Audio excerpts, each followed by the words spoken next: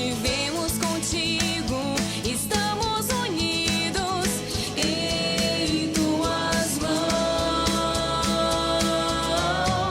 em tuas mãos. Olá, bom dia, meu irmão e minha irmã. Começando agora mais uma edição do programa Em Tuas Mãos, neste terceiro domingo da Quaresma. Tempo favorável para a conversão, e a liturgia de hoje nos propõe exatamente isso, que nós vivamos a nossa conversão, porque o reino de Deus está próximo. Vamos juntos, para bem começar o programa de hoje, rezar esta oração. Pai Santo, neste tempo favorável de conversão e compromisso, dai-nos a graça de sermos educados pela palavra que liberta e salva. Livrai-nos da influência negativa de uma cultura em que a educação não é assumida como ato de amor aos irmãos e de esperança no ser humano. Renovai-nos com a vossa graça para vencermos o medo, o desânimo e o cansaço, e ajudai-nos a promover uma educação integral, fraterna e solidária. Fortalecei-nos para que sejamos corajosos na missão de educar para a vida plena em família, em comunidades eclesiais missionárias, nas escolas, nas universidades e em todos os ambientes. Ensinai-nos a falar com sabedoria e educar com amor. Fazei com que a Virgem Maria, Mãe Educadora, com a sabedoria dos pequenos e pobres, nos ajude a educar e servir com a pedagogia do diálogo, da solidariedade e da paz.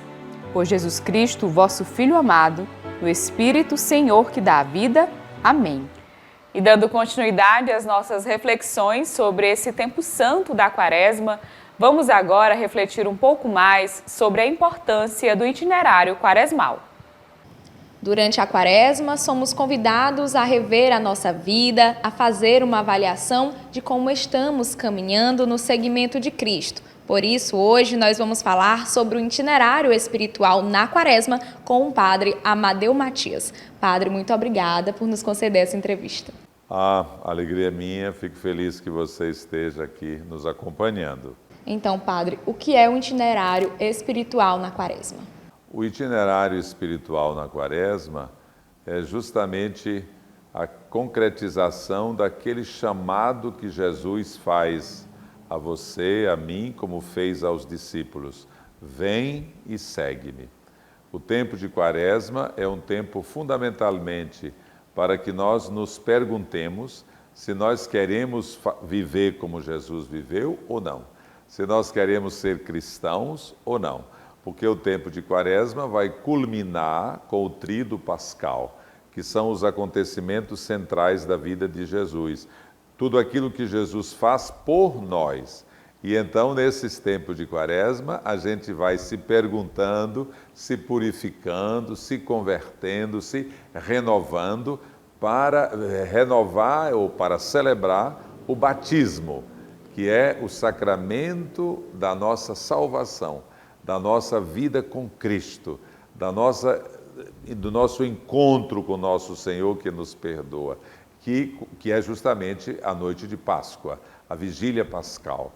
Nós, já sendo batizados, a gente usa o tempo de Quaresma para viver esta renovação espiritual da nossa vida de batizados, e na noite de Páscoa a gente diz a Jesus: Senhor, eu quero continuar vivendo como cristão, vai ser melhor do que tem sido até aqui. E quais são as características que marcam a espiritualidade quaresmal? As características da espiritualidade quaresmal, do itinerário quaresmal, do caminho de Quaresma, é pontuada pela quarta-feira de cinzas, na qual nós recebemos sobre nossas cabeças as cinzas, nos dizendo: lembra-te que tu és pó e que ao pó hás de retornar. Esta expressão, ela é muito significativa. Quem somos? Nós somos criaturas. E então o tempo de Quaresma é o tempo da preparação para a nova criação. Porque o pecado quebra a criação de Deus. E a salvação de Jesus restaura a criação. Então nós nos colocamos numa atitude humilde de quem caminha para esse novo nascimento, essa existência nova em Cristo. As cinzas, então. Mas naquele dia das cinzas, a igreja propõe para nós os exercícios de jejum, jejum, esmola e a oração. A oração, a esmola e o jejum, que são ações feitas para nós, ou conosco, são ações feitas em relação a Deus e ações feitas em relação aos irmãos e às irmãs. E depois nós temos os domingos de Páscoa, os domingos de Quaresma, que nos colocam dentro de experiências da vida de Jesus essenciais para que a gente vá se perguntando como é, eu quero ou não quero viver essa vida cristã. Esse aspecto aqui do chamado a seguir e dessa consciência de que nós precisamos dizer sim a nosso Senhor, ele é presente em todo o tempo de Quaresma, porque se a gente não se arrepende do mal que a gente faz, como é que a obra de Deus vai realizar-se na nossa vida? É necessária esta penitência, essa atitude interior de arrepender-se para deixar que Jesus seja o amigo da nossa vida. E porque nós devemos seguir e planejar um itinerário espiritual na Quaresma? Veja, nós precisamos planejar o itinerário espiritual da Quaresma, porque Nosso Senhor está propondo à nossa liberdade e à nossa racionalidade um projeto de vida. E então é um tempo em que você se pergunta se o projeto de vida quer dizer, se o modo como você vive está lhe fazendo feliz ou não. Então o planejamento é justamente propor-se a fazer algum momento de jejum, fazer algum momento em que a gente dá esmola, fazer algum momento em que a gente intensifica a vida de oração, mas especialmente da gente caminhar para uma adesão a nosso Senhor, no sentido da gente dizer sim, Senhor. Reitero essa necessidade da gente então dizer sim a nosso Senhor, especialmente no sacramento da penitência, da reconciliação, para no caso os que já são batizados, e aqueles que vão se batizar no dia de Páscoa. O tempo de Quaresma é um tempo em que ele vai ser inscrito no livro do batismo, ele vai fazer as adesões, não é, nos domingos que se seguem, até o domingo, até o dia de Páscoa, para que ele então receba a graça do sacramento do batismo. Então vejam, quando nós falamos de planejamento, pode parecer que, bom, vai depender da minha vontade, da minha racionalidade. A graça de Deus é um dom. Quem nos leva para o céu é Jesus. Isso é de graça. Entretanto, é uma aliança que ele faz conosco. E a essa aliança precisa corresponder justamente a consciência. Precisa corresponder o plano de vida. A minha vida, como amanhece, como anoitece. A minha vida aos domingos, a minha vida com a família, no trabalho, é uma vida que manifesta Jesus? É uma vida que é luz? Ou uma vida que, de alguma maneira, não apresenta Jesus às pessoas? Esse é o ponto. Por isso que o tempo de Quaresma, a gente diz, eis o tempo de conversão. Eis o tempo de conversão, eis o tempo de santidade. Precisamos planejar nossa vida com Cristo. E para as pessoas que desejam fazer esse itinerário espiritual, qual é a melhor indicação, né? Por onde elas devem começar inicialmente? É importante que você e eu sigamos as orientações da nossa igreja, da nossa paróquia. Então, se você tem uma comunidade de fé, vejam, a igreja no Brasil propõe a campanha da fraternidade. Então é um tempo de muita reflexão, se a gente fala com sabedoria e a gente ensina com amor, da gente ter a ternura justamente nessa transmissão da sabedoria de Deus, mas de uma convivência humana pacífica. A educação se propõe fundamentalmente a realização do ser humano em sociedade. E isso tem implicação com a fé.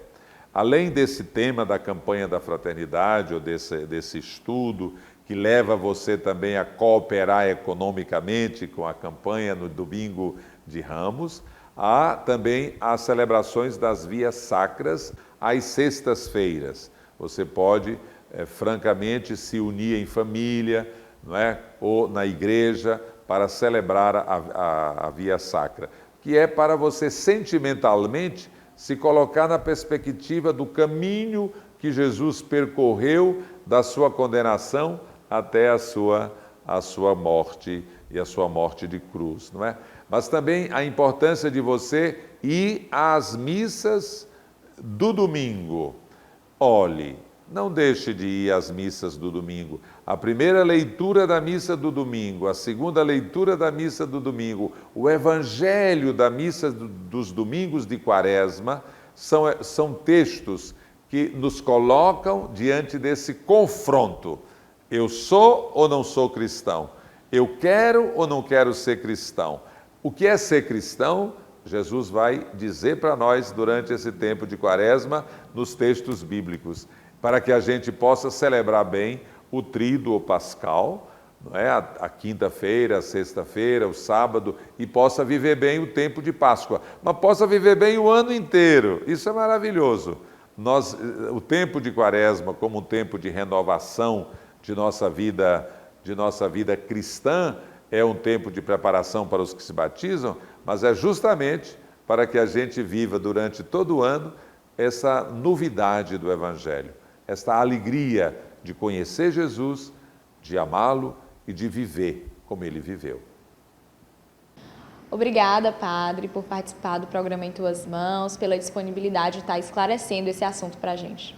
Olhe, fico imensamente feliz de poder falar sobre nosso Senhor Jesus Cristo. O Senhor Jesus é a alegria da nossa vida. Quanto mais você, meu irmão, minha irmã e eu nos dispusermos a esse encontro com Jesus e esse itinerário com nosso Senhor durante todo o ano, e especialmente no tempo de Quaresma, certamente a nossa vida cristã será uma vida de muita santidade. E não deixe de conferir as nossas redes sociais. Nós estamos no Facebook, no Instagram. Aproveite e fique por dentro de tudo aquilo que acontece em nossa igreja particular. Vamos agora para um rápido intervalo e a seguir você confere o quadro Bons Conselhos. Em tuas mãos, em tuas mãos. E hoje, no quadro Bons Conselhos, vamos refletir sobre uma prática quaresmal muito comum entre nós cristãos, que é o exercício do jejum. Confira! No nosso Bons Conselhos deste domingo, nós vamos falar sobre um dos exercícios quaresmais, o jejum, com a irmã Isabel Sambrano, ela que é da congregação das Irmãs dos Pobres de Santa Catarina de Sena. Irmã, muito obrigada por sua participação aqui no programa Em Tuas Mãos. Eu que agradeço a vocês e estou muito contente de estar aqui no programa Nas Tuas Mãos e vamos conversar um pouco sobre esse exercício, né, da Quaresma. Então, o que o jejum significa para a Igreja Católica?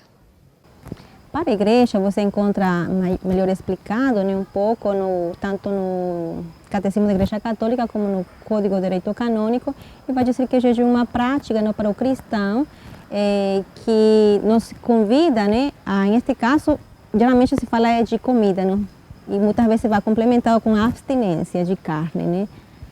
Mas não somente de carne, pode ser também de outro tipo de alimento que de repente para você dá muito prazer em comer, né? Então, é diminuir a quantidade de comida durante o dia, especialmente na quarta-feira de cinza e na sexta-feira da Paixão do Senhor, né? Fazemos memória nesses 2 dias que inicia a Quaresma e no finalzinho, né, quando está terminando, né?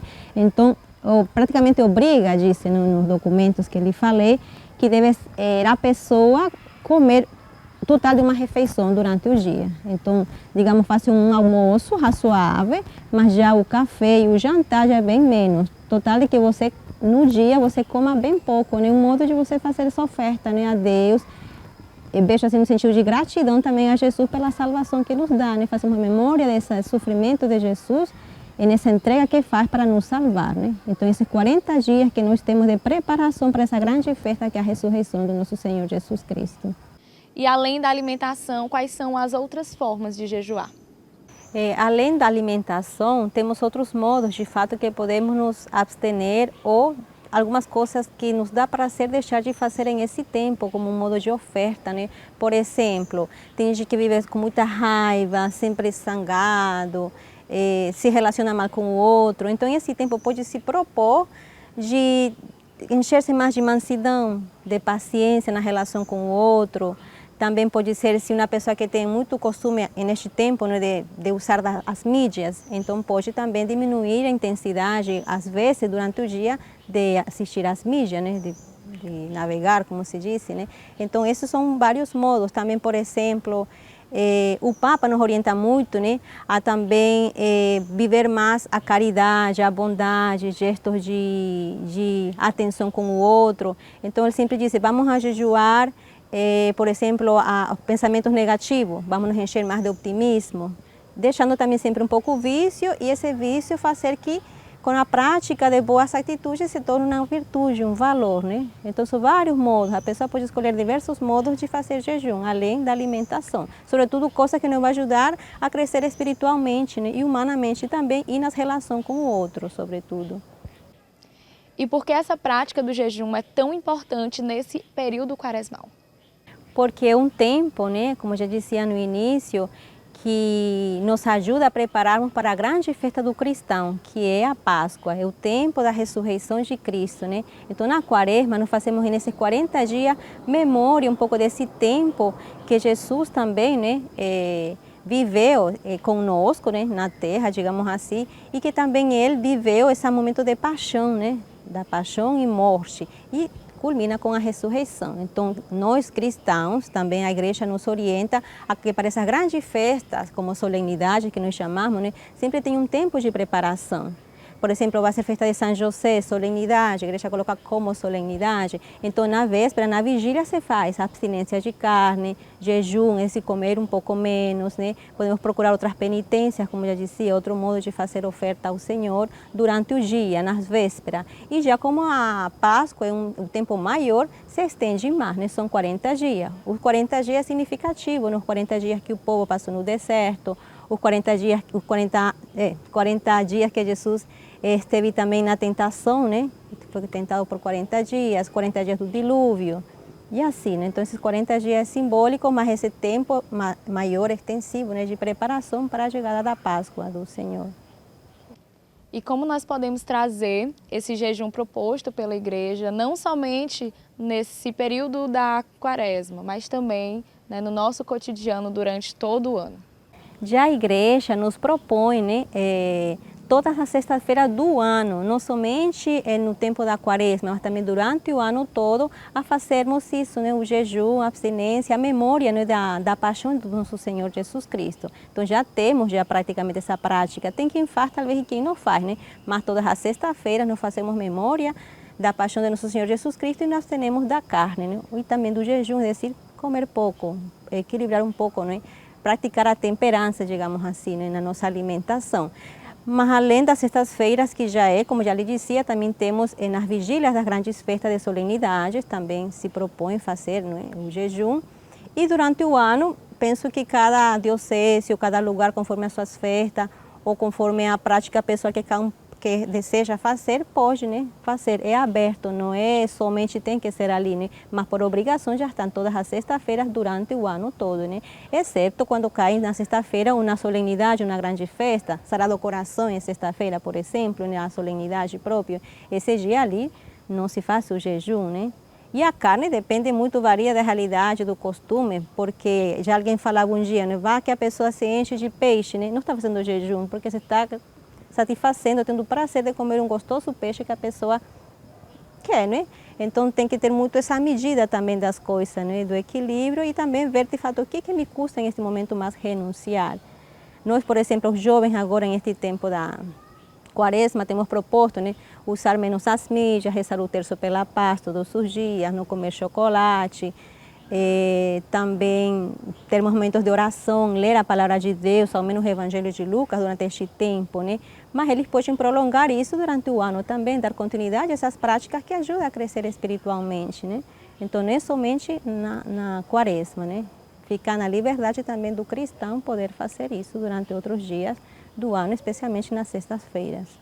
Então, irmã Isabel, muito obrigada por sua participação aqui no programa Em Tuas Mãos. Foi um prazer conversar com a senhora sobre esse assunto tão necessário para a nossa igreja.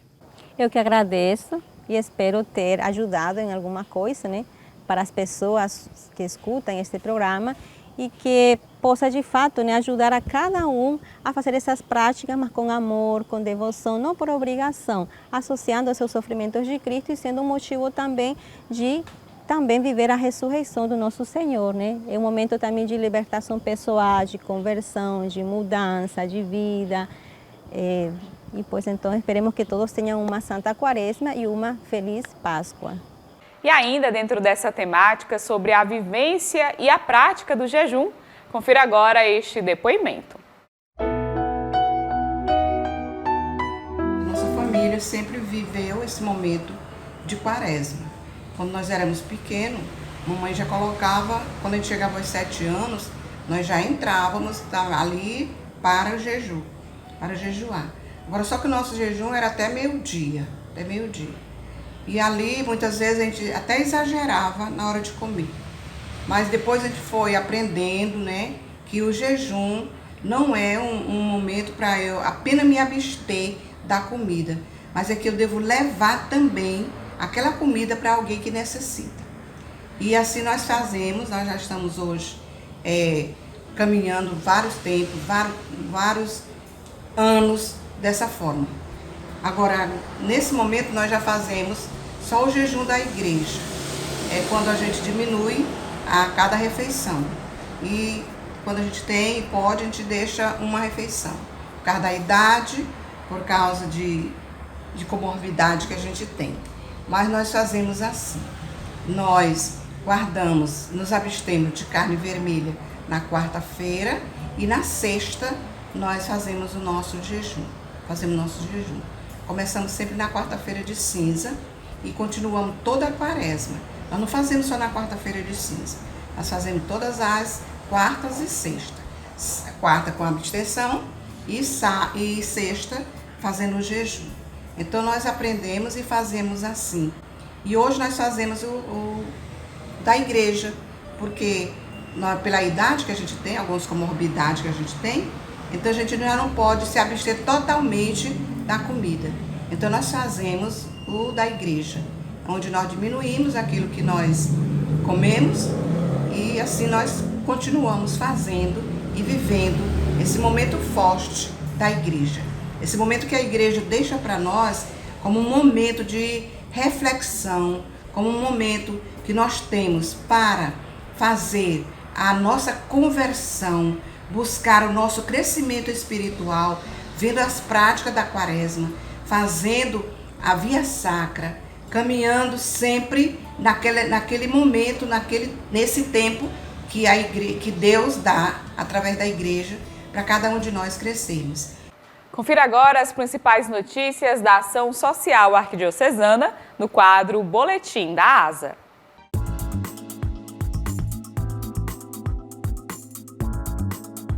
Olá, bom dia! Está começando mais um Boletim da ASA, trazendo para você os principais acontecimentos aqui da nossa ação social arquidiocesana de Teresina.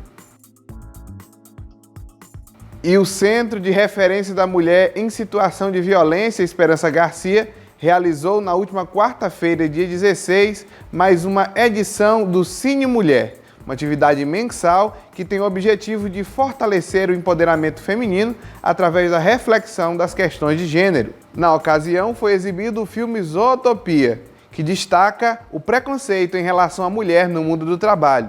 E em seguida foi realizada uma roda de conversa com a mesma temática, buscando fortalecer as mulheres no seu processo de superação dos ciclos de violência. Finalizando mais uma semana de muita dedicação, a equipe de mobilizadores sociais do serviço Levanta-te e Vem para o Meio realizou uma ação de mobilização no Centro de Referência na Saúde do Trabalhador, o CEREST. Na ocasião, os mobilizadores realizaram o cadastramento de pessoas com deficiência aptas às vagas de emprego disponíveis nas empresas parceiras do serviço. Executado desde 2011, o serviço Levanta-te Vem para o Meio atua na promoção da pessoa com deficiência, através da sua qualificação e inserção no mercado de trabalho. Também na manhã da última sexta-feira, o Centro Maria Imaculada, referência municipal no atendimento a pessoas com hanseníase, realizou mais uma edição do seu grupo de ajuda mútua. Promovido em alusão ao Mês Internacional da Mulher, a atividade contou com o apoio da Secretaria Municipal de Políticas Públicas para as Mulheres, que apresentou o tema Empoderamento Feminino e a Luta pela Igualdade de Gênero. E a comunidade do Lar de Misericórdia promoveu o Tríduo em honra a São José. As festividades tiveram início no último dia 16 de março e se encerraram no sábado, dia 19, celebrando as virtudes do patrono da Igreja Universal. Com a realização do Tríduo, além de fortalecer a fé e aumentar a comunhão entre os irmãos, a comunidade pretendeu angariar recursos para a conclusão das obras da construção da Igreja de São José, que é padroeiro do local. E este foi o nosso Boletim da ASA de hoje, trazendo para você informações da nossa ação social arquidiocesana de Teresina. Deixamos para você também o convite de nos acompanhar através das redes sociais. Siga o Instagram, @AsaAçãoSocial. E até o próximo domingo, se Deus quiser. Lembrando a você que todo o conteúdo exibido aqui no programa Em Tuas Mãos está disponível também em nosso canal no YouTube. Lá você pode se inscrever, curtir, comentar e compartilhar o nosso conteúdo com quem você desejar. E além disso, de segunda a sexta, a partir das 11 horas da manhã, acompanhe o programa Em Tuas Mãos no rádio, na Rádio Pioneira de Teresina, 88.7. Vamos agora para o rápido intervalo e a seguir tem mais programa Em Tuas Mãos para você. Em tuas mãos. Em tuas mãos. Lembrando a você que o Papa Francisco vai consagrar a Rússia e a Ucrânia ao Imaculado Coração de Maria durante a celebração da penitência na próxima sexta-feira, dia 25 de março. Acompanhe o site da Arquidiocese de Teresina para saber mais informações de como acompanhar esta celebração. Agora você confere as principais notícias da nossa Igreja Particular de Teresina no quadro Notícias da Igreja. Olá, bom dia a você que nos acompanha nesta manhã. No último domingo, dia 13 de março, a Arquidiocese de Teresina realizou a investidura de 80 novos ministros da Palavra durante celebração na Paróquia Santíssima Trindade, no bairro Primavera, Forania Norte 1. A solenidade foi presidida pelo arcebispo de Teresina e concelebrada por integrantes do clero arquidiocesano. Na abertura da missa foram apresentados todos aqueles que iriam receber a investidura. Homens e mulheres de todas as faixas etárias deram seu sim a essa missão evangelizadora. Dom Jacinto Brito fala sobre como a Igreja Particular de Teresina recebe esses novos missionários. Olha, exatamente no período quaresmal que estamos vivendo, rumo à Páscoa, nós investimos 80 homens e mulheres nesse ministério da palavra é de fato uma graça, porque esse tempo é um tempo especial de escuta da palavra de Deus. E então ter mais pessoas que vão propagar essa palavra, vão ser eco do Evangelho nos mais diversos ambientes. E eu costumo dizer aos ministros e ministras que o lugar que eles devem menos procurar é o púlpito das igrejas. Devem procurar as praças, procurar as famílias, os colégios, as fábricas, as indústrias, os consultórios, etc. Esses lugares onde normalmente as pessoas se encontram ou às vezes nem participam da sua comunidade, é o lugar onde precisa ecoar essa palavra, convocando, instruindo e orientando. Então, estou muito feliz de poder hoje instituir esses novos ministros e ministras para que a palavra de Deus cada dia mais seja conhecida e seguida. O coordenador arquidiocesano dos ministros da palavra conta com detalhes sobre como se dá o processo formativo desses missionários. O primeiro passo são candidatos escolhidos nas comunidades, pessoas que estão inseridas nas pastorais e têm uma vida ativa dentro da comunidade. É o pároco, ou seja, o padre, ou o diácono que escolhe esses candidatos. Tem uma regra, né, que tem que ter no mínimo de 25 anos, ter os sacramentos e o máximo 75 anos. Esse é o primeiro passo. Depois, nós temos uma equipe de formadores que tem toda uma grade curricular, passa pela Bíblia, novos púlpitos, um pouco de convivência, por fim a prática, e são 44 horas de hora-aula. Normalmente, o período de formação dura aproximadamente 3 meses, mas devido à pandemia do coronavírus, alguns deles demoraram mais de um ano para receber o ministério. O coordenador revela qual a missão de um ministro da palavra dentro da igreja. Na realidade, a função do ministro da palavra é o anúncio da palavra, como já diz, né? Não é dentro dos templos, é sobretudo no mundo civil, na sociedade, no mais longínquo lugares onde não chega o padre, onde não tem a freira, onde não tem o diácono, né? E lá é a ação do ministro e da ministra da palavra. Cleiton, um dos candidatos, passou muito tempo se preparando para receber esse ministério, que seria dado a ele no ano passado, mas no dia da solenidade não foi possível estar presente. Ele conta o que esse momento tão esperado representa para a sua vida. É um momento de muita gratidão, mas também de compromisso, né? Levar a palavra de Deus a outras pessoas é um compromisso. Eu espero estar apto, né? Essa missão que Deus me chama, assim como chama também aos meus outros irmãos, levar a palavra de Deus a tantas pessoas que precisam dela. Rosemi, paroquiana da Paróquia Santíssima Trindade, que também estava se preparando para receber a investidura há mais de um ano, expressa o significado dessa conquista para ela. É um chamado que eu nem esperava, mas quando você recebe um convite, quando o seu pároco lhe faz esse convite, é um chamado de Cristo. Então, assim, eu me sinto honrada por esse chamado e peço ao Divino Espírito Santo que eu honre, que Ele me dê forças, fé, para eu continuar com o chamado, para eu seguir a minha missão. Já Raislan, da Paróquia Santa Joana d'Arc, realizou o curso preparatório em um período reduzido, mas, segundo ele, isso não o atrapalhou no seu propósito.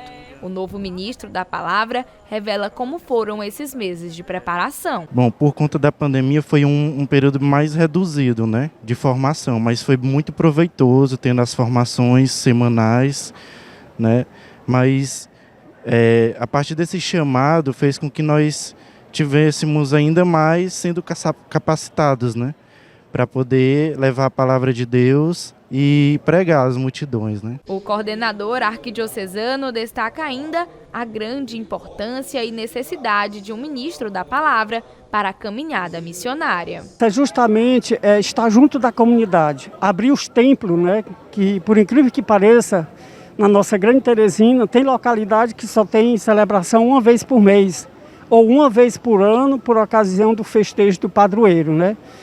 E nós somos, na Arquidiocese de Teresina, mais de 1.300 ministros hoje, né? Hoje aqui vão ser investidos mais 80, né? Que são 3 cursos que a gente fez, foram ministrados concomitantemente e agora a gente reuniu os 3 para fazer a investidura. Durante a solenidade foram realizados alguns ritos que marcaram a celebração, como a entrega da Bíblia e a investidura dos 80 novos ministros. O momento contou com a presença dos familiares e de fiéis paroquianos.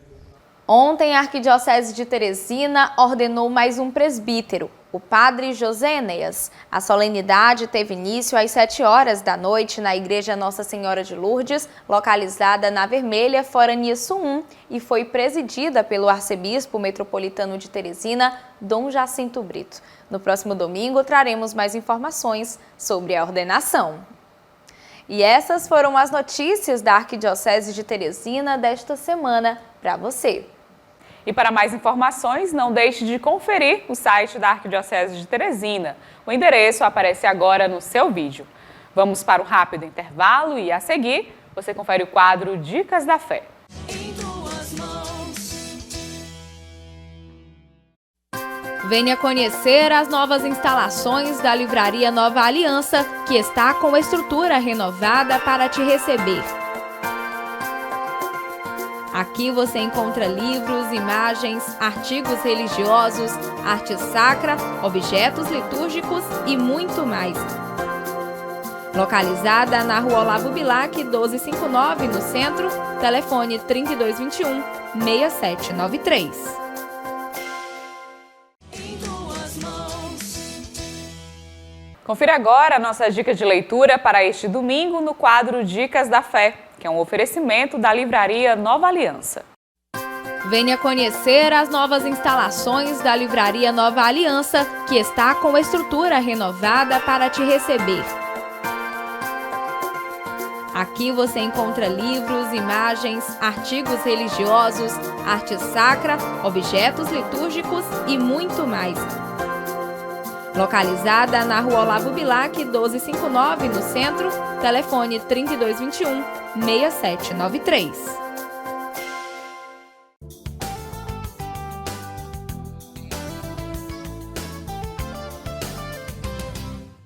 E hoje a nossa dica da fé para você é o livro Empatia com o Diabo, como nos identificamos com os vilões da Bíblia, da Edições Loyola.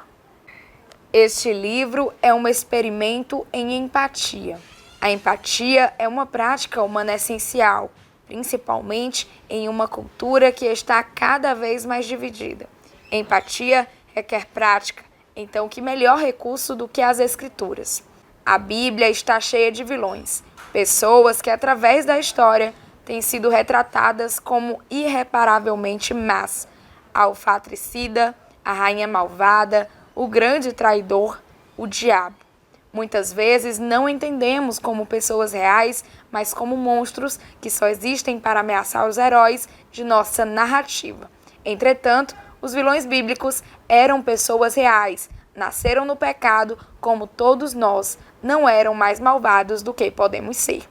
Neste livro, analisaremos essas narrativas como atos de empatia criativa. O objetivo é desenvolver uma compreensão desses indivíduos e perguntar como alguém pode fazer o que eles fizeram.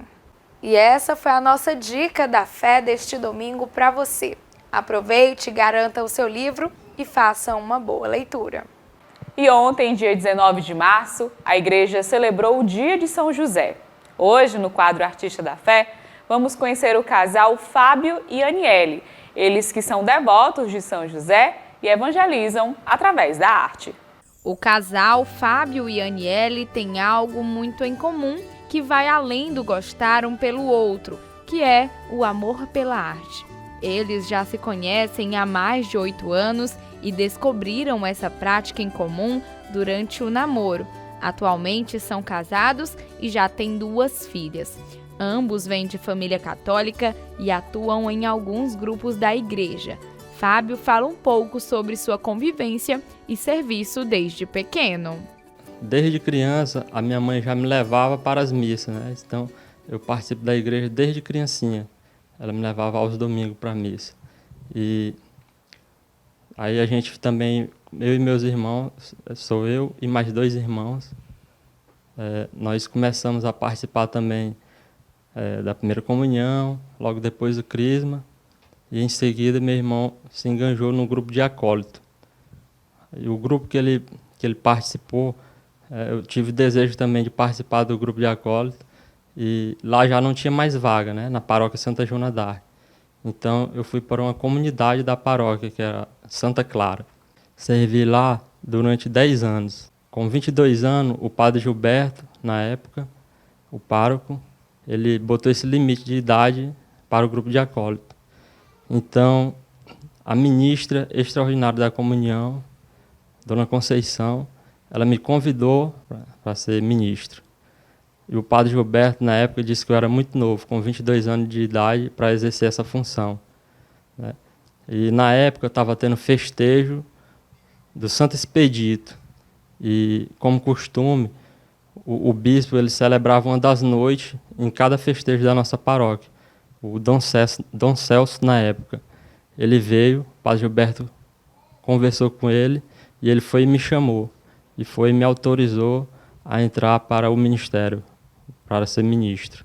Então, até hoje eu estou como ministro extraordinário da comunhão. Mas a sua missão na igreja não ficou apenas nesse serviço. Ele entrou para a Renovação Carismática Católica, a RCC, e hoje atua no Ministério de Pregação e coordena o Ministério para a Família juntamente com sua esposa. Já a Aniele iniciou sua caminhada de fé na juventude após um retiro que participou. Ela conta com mais detalhes sobre esse momento. Então, eu venho de família católica também, assim como ele, só que ele começou mais tempo de caminhada, eu não.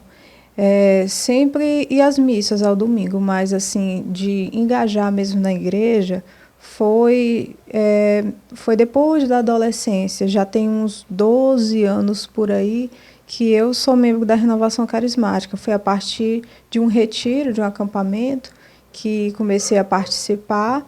Ali eu gostei, me engajei na renovação e a partir dali começou a minha caminhada na igreja. Além de ter o mesmo propósito de servir a Deus, o casal também descobriu que compartilhava do mesmo dom, a pintura. Aniele relembra como foi esse momento de descoberta. Desde pequeno eu sempre tive assim, um dom de desenhar. Isso foi notado pelos meus pais, mais ou menos uns 5 anos de idade, quando eu comecei ali ver um objeto e reproduzir igual. Ali eles já notaram algo diferente. É algo assim que na criança deve ser percebido justamente para ser incentivado, né? Então meus pais incentivaram isso em mim, desse interesse para a arte continuar, de continuar a desenhar e tudo, mas sempre a lápis, aquela coisa assim que toda criança tem, toda pessoa tem em uma certa fase da vida, mas só que ficou por isso mesmo. Aí, tempos depois, quando eu já namorava com o Fábio, a gente descobriu esse dom em comum, né? Eu fui ver os desenhos dele, vi como ele desenhava bem, eram desenhos realistas, muito bonitos. E ele foi dando dicas para mim melhorar o meu, e um foi incentivando o outro nessa área. E ali eu fui aperfeiçoando mais aquele dom que eu tinha, fui melhorando meus traços, observando proporções e tudo, e assim foi evoluindo. E tempos depois, no nosso namoro, já para o nosso noivado, a gente já começou a fazer quadros, assim, pinturas em tela, mais coisa assim amadora, né?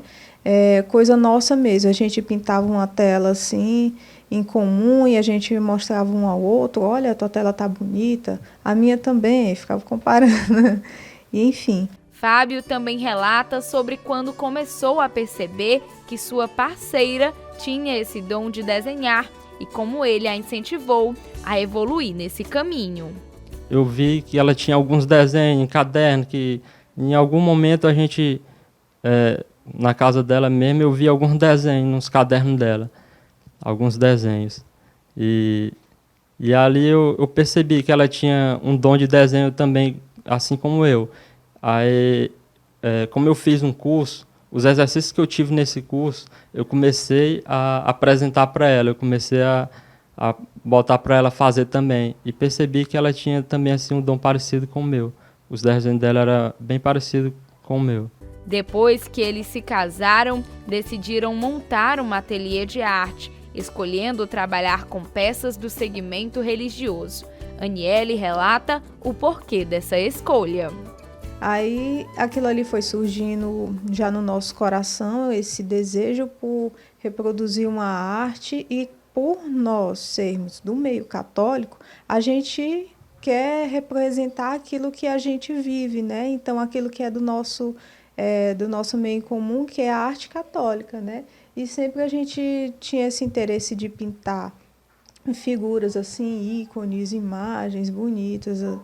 E a partir do nosso casamento foi que a gente quis botar para frente isso de representar em telas e tudo.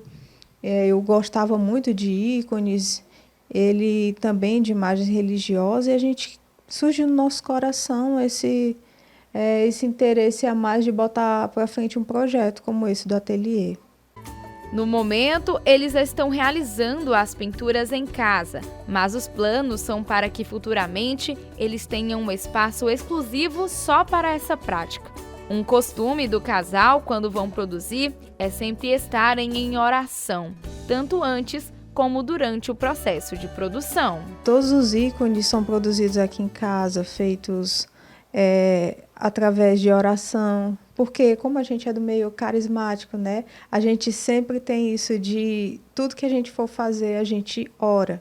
Então pede sempre o Espírito Santo antes de realizar qualquer coisa, e assim também é para reproduzir as telas. Sempre quando a gente vai pintar, a gente também prepara o nosso espiritual antes de começar a preparar uma tela.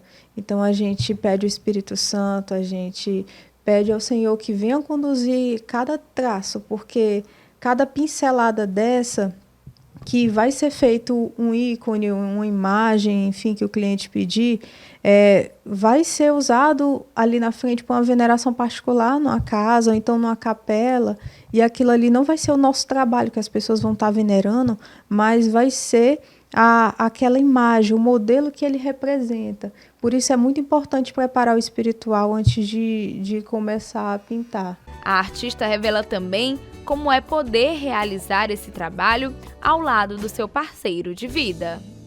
Tudo é providência de Deus, né? Nunca que eu imaginei que aquilo que brotava no meu coração antigamente fosse para frente, que é trabalhar com pintura. E ainda mais que eu encontrasse alguém que tem o mesmo dom em comum. E a gente fazer isso juntos, em família, isso é muito bom, isso é muito de Deus, na verdade. Porque quando eu olho para a pintura dele, assim, eu vejo cada vez mais assim essa representação de Deus, né? E família é isso. Família, a gente tem que representar Deus um para o outro, né? E nos mesmos afazeres e tudo, a gente é família aqui. No que a gente faz, é a nossa missão de ser família, de louvar a Deus, através da pintura também. É nossa missão de evangelizar. Eu sou do Ministério de Pregação e ele é da música, e também atualmente a gente está coordenando o Ministério para as Famílias. E na nossa vida é isso, é a evangelização. E através da arte a gente também faz isso, evangeliza. Para eles, essa arte sacra representa muito além de uma pintura. É a forma que eles encontraram de evangelizar o próximo e incentivar ainda novas pessoas a desenvolverem seus dons.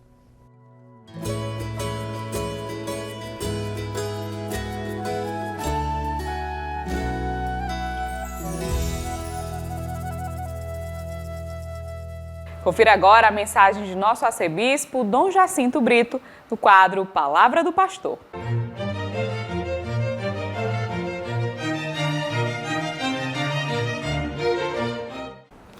Eis que já estamos no terceiro domingo da Quaresma. O tempo preparatório à Páscoa já vai avançado. E nós hoje recebemos a advertência que Jesus nos faz no Evangelho a respeito da nossa vigilância, do cuidado que precisamos ter com esta plantinha preciosa e frágil que é a nossa fé. A partir da comparação com a figueira, Jesus vai nos mostrando que é preciso adubá-la, cuidar dela, porque ela pode dar frutos. Nós precisamos, irmãos e irmãs, acreditar que a graça de Deus em nós pode operar maravilhas. Nós somos capazes de ter uma qualidade de vida cristã melhor do que a que temos. E é para isso que existem os exercícios da Quaresma.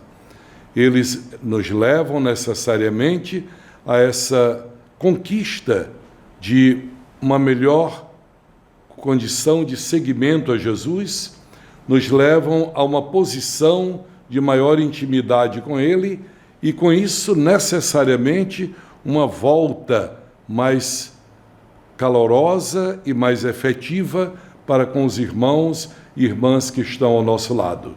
Não existe um verdadeiro amor a Cristo sem uma dedicação ao nosso próximo.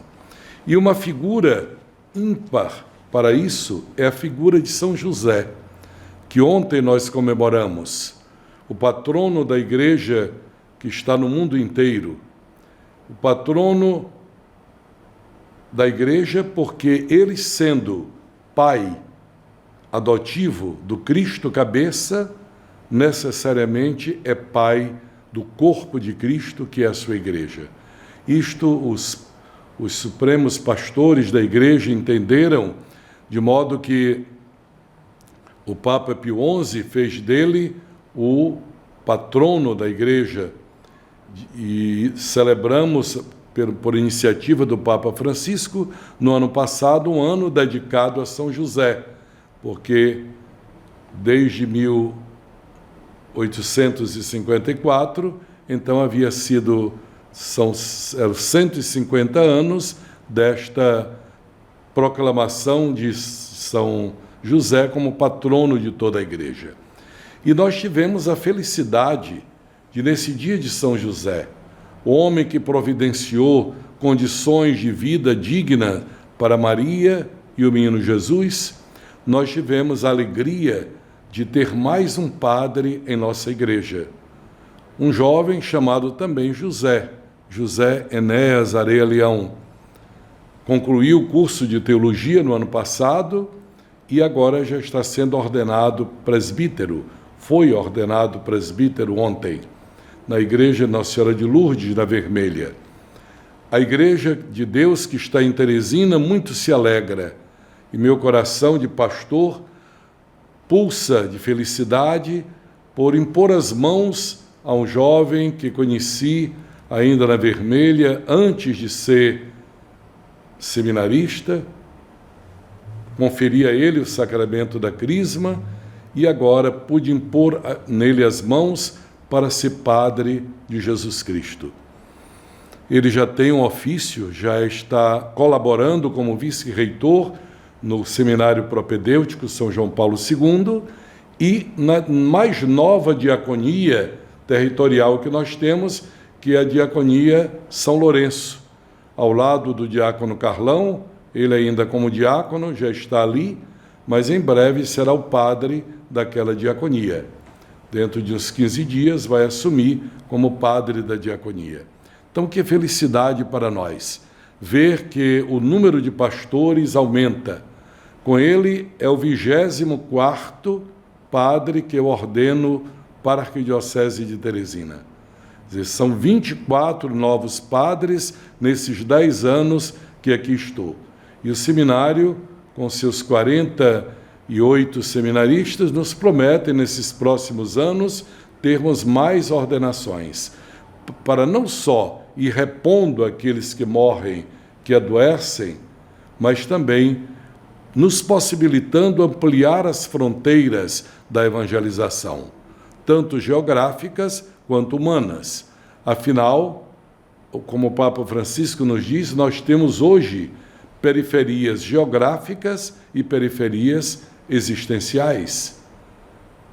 O mundo da cultura, por exemplo, é uma periferia existencial, o mundo da comunicação é outra, o mundo da política é mais outra.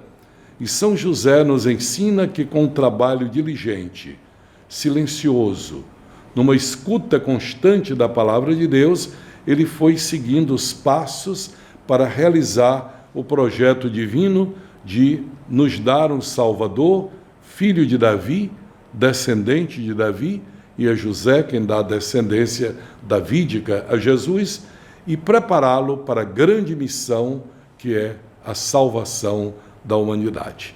Oremos pela paz do mundo. Peçamos a Deus com toda a confiança para que esta paz possa se estabelecer, se desarmem os ânimos e se levante a bandeira branca da paz, do amor e da fraternidade. E o programa Em Tuas Mãos deste domingo vai ficando por aqui. Que nós possamos seguir com confiança os ensinamentos de Jesus. Rezemos também pela paz que tanto necessitamos.